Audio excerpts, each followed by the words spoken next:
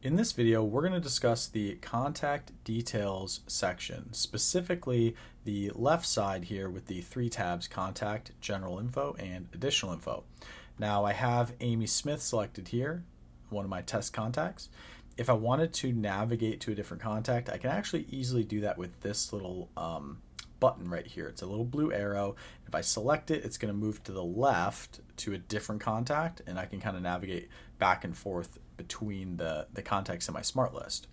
If I scroll down, I have a lot of basic info input areas here, like name, email, phone number, and date of birth.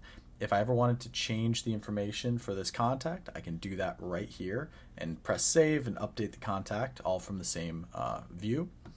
If I scroll down a little further, I have tags. If you aren't familiar with any of this stuff in this section, we have different articles and videos on these different components like tags, D&D, workflows, and so on and so forth. Okay, so as I talk about these things, just be sure to go learn more about them if you're unfamiliar.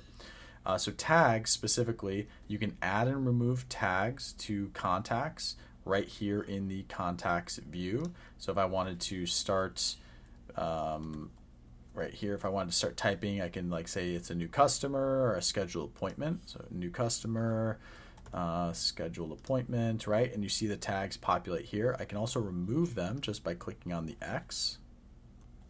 And as I scroll a little further down, we have some different data entry points as well. So contact type, I can either select lead or customer, right? If they're not yet a paying customer, I can deem them as a lead, and if they've already paid me money, I can deem them as a customer in the system. DND actually stands for do not disturb, and this is a communication policy type of setting where if someone requests to not be contacted anymore, you have to honor their request and not send them either texts or emails or anything like that. Now, if you wanted to DND from all channels, you'd select this little checkbox, or you can just select different channels. So maybe somebody says they don't want any text messages, you just select this, and the system will actually not allow you to send them text messages, but you can still send them emails and call them with the outbound dialer. We have offers, so if you have a membership that you want to add customers to, you can actually give them the offer here and send them the membership details. If you have workflows that you want to add this customer to or this contact to, you can just select and add them to this workflow, or you can remove them from an active workflow here. Below that, you can see past workflows. All right, so any workflow that they were a part of in the past, as well as opportunities. You can add them or remove them from specific opportunities. As you can see, I've made some changes to this contact, specifically tags. So I'm presented with a save button. So anytime you make a change, you have to scroll to the bottom and select save, and those changes will be updated. So that's pretty much it for the contact tab.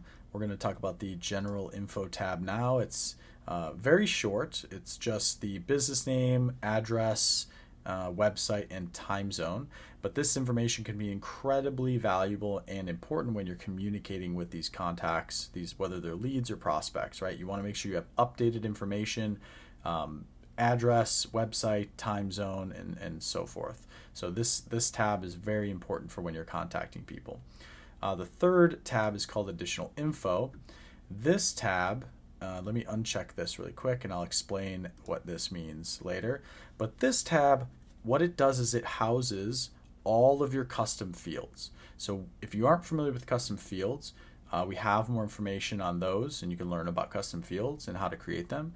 But these are just custom questions. So they're questions that you add to your forms and surveys that you've created to capture more data from your customers. Okay, so for example, annual income.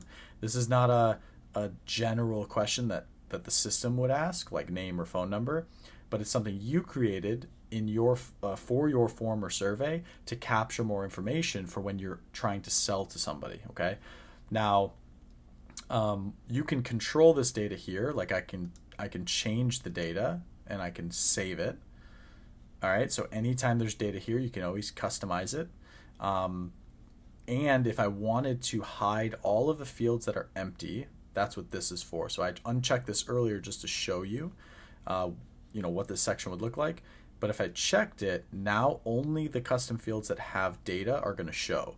And this is really, really important for when you have like 100 custom fields and not all of them are filled out. You want to be able to hide the empty ones so you get a very clean view of the data for each contact. And that's pretty much it. That's the 3 tabs: contact, general info, and additional info.